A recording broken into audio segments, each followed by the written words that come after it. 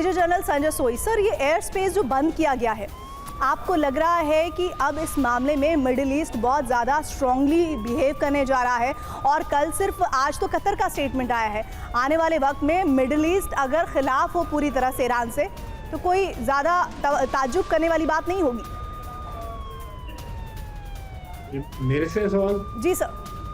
हाँ, तो बेसिकली इसमें कोई शक नहीं है, क्योंकि जैसे कि मैंने पहले भी कहा और बाकी स्पीकर से भी कहा कि अगर किसी देश की सीमा के अंदर हमला किया जाता है तो उस देश को भी उनके नेताओं को जस्टिफाई करना, हमारी जनता को, कि भैया वो हमारे पर हमला कर रहे हैं, सवाल करेंगे उनके अपोजिशन वाले, उनकी जनता, उनकी मीडिया के आप क्या कर रहे हो, आपने क्या किया हमारे देश के अंदर, वो आके हमला करके चले गए और हम कोई भी बातचीत नहीं कर रहे। तो लेकिन देखा जाए इनके पास ताकत कितनी है, कतार के पास इतनी बड़ी ताकत नहीं है जो खुद लड़ सके ईरान के साथ। इसी प्रकार से यूएई और बाकी देशों के पास ताकत नहीं, ये सब अमेरिका की जो बेसिस हैं उनके ऊपर काफ़ी हद तक डिपेंडेंट है अपनी सुरक्षा के लिए।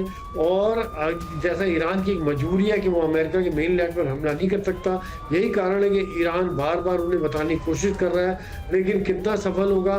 क्या अमेरिका इन देशों को फोर्स करेगा? चाहे आप थोड़ा ही फोर्स दो, चाहे 2-4 एयरक्राफ्ट ही दो, लेकिन आप हमारे साथ जुड़ के लड़ो ईरान के साथ, क्योंकि फिर एक मैसेज होता है बाकी मिडिल ईस्ट के देशों के लिए कि ये देश भी हमारे साथ मिलकर लड़ रहे। कोलिशन फोर्स जैसे इराक के खिलाफ अमेरिका ने बनाई थी, इस तरह की फोर्स बनाने की अमेरिका कोशिश करेगा कि वो अकेला ना लड़े। लेकिन क्या ये देश खाली बुराई करेंगे और भर्त्सना करेंगे या साथ में अमेरिका के जुड़ेंगे?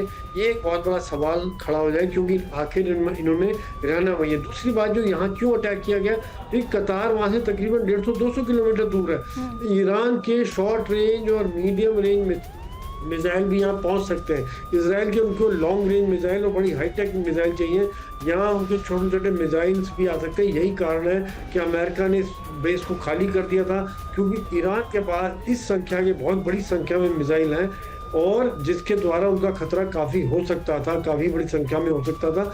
अभी भी जैसे अटैक हुआ है तो कुछ मिसाइल अभी भी गिरने में सक्षम हुए हैं, जो सिविल इलाके में गिरे हैं या तो मनीष, मैं एक सवाल आपसे पूछना चाहती हूँ, बहुत इंपॉर्टेंट है। देखिए, हालांकि मौजूदा दौर में इस वक्त जिस तरह का वॉर छिड़ा हुआ है, युद्ध नीति की बात करना बेमाना सा लगता है, लेकिन उस बात पर मैं आऊं उससे पहले एक बड़ी खबर, इजरायली सेना का बड़ा बयान, तेहरान पर सबसे बड़ा हमला किया गया है और कुछ देर पहले ये हमला किया गया है। देखिए, ये बड़ी खबर आ रही है, इजराइल ने भी अब सेना की तरफ से बड़ा बयान दे दिया है। इजराइल ये बताना चाह रहा है कि अगर आप उन देशों पर अटैक करेंगे जहां पर अमेरिका के बेसिस हैं, तो देखिए हम अमेरिका के साथ हैं, हम भी आपको तेहरान के जरिए किस तरह से परेशान करेंगे। युद्ध नीति की बात मनीष मैं करना चाहती हूँ। हालांकि हाल फिलहाल में रूस यूक्रेन का युद्ध हो या इजराइल ने जिस तरह से प्रॉक्सीज को टारगेट किया है, हमने गाजा का एक क्लासिक एग्जांपल देखा है, लेकिन क्या आपको लगता है कि ईरान युद्ध नीति को लेकर किसी भी तरह का जस्टिफिकेशन नेशनल प्लेटफॉर्म पर दे पाएगा? क्योंकि आपके ऐसे पड़ोसी मुल्क जिनकी दूरी, जैसा कि अभी हमारे एक्सपर्ट्स भी बता रहे हैं, 150-200 किलोमीटर, और आप इस तरह से टारगेट कर देते हैं, तो फिर तो कोई भी देश अपने आप को महफूज नहीं समझेगा। जिसके बगल में युद्ध चल रहा हो सोच रहा होगा कि कभी भी हम पर भी हमला हो जाएगा। मनीष, देखिए, ये बात तो सही है कि आज की तारीख में अब कोई भी देश तटस्थ नहीं रहा, बल्कि हर देश का इंटरेस्ट है, और जो उसके पार्टनर देश हैं अगर वो युद्ध में हैं तो आपको भी युद्ध में उतरना ही पड़ेगा देर सबेर। आप आज देखिए कि आज की टाइमिंग कितनी इंपॉर्टेंट है। ईरान के विदेश मंत्री पुतिन से मिलते हैं और उसके तुरंत बाद अमेरिका के बेस पर हमला हो जाता है। यह आसान बात नहीं है। पहली बार अगर आप देखें तो सेकेंड वर्ल्ड वॉर के बाद पहली बार इस तरह से अमेरिका की ताकत को, अमेरिका की सत्ता को किसी दूसरे मुल्क ने चुनौती दी है। अभी तक जो हमले होते थे वो आतंकी हमले होते थे या हुती वगैरह के हमले होते थे, लेकिन एक सॉवरेन कंट्री, एक संयुक्त राष्ट्र का मेंबर देश के तौर पर अगर आप देखें, जिसने सीधे अमेरिका के बेस पर वियतनाम का युद्ध या अफगानिस्तान के युद्ध को आप अलग काट के रखिए, क्योंकि वहाँ पर अमेरिकी सैनिक गए थे, वहाँ लड़ रहे थे, लेकिन ऐसा नहीं था कि किसी तीसरे मुल्क में अमेरिका के बेस मौजूद हो। मुझे नहीं याद आता है कि वहाँ पर जाकर किसी ने अटैक किया।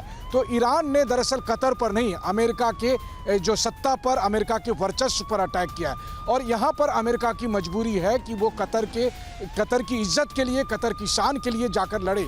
क्योंकि अगर वो नहीं लड़ेगा तो जो बाकी मध्य पूर्व देशों में जो उसके बेस मौजूद हैं, तो या तो अब मध्य पूर्व के उन देशों की जनता अपनी सरकार से कहेगी कि अमेरिकियों को बाहर करिए क्योंकि अमेरिका की वजह से हम जंग में नहीं फंसेंगे, या नहीं तो फिर ऐसी स्थिति में अमेरिका को खुद लड़ना पड़ेगा। आप इस बात को इसीलिए ईरान के इस हमले को अमेरिका के नजरिए से बताने की कोशिश कर रहे हैं। क्या कतर उतने ही सहज तरीके से इस अटैक को लेगा? बहुत मुश्किल है इस सवाल का जवाब हाँ में देना।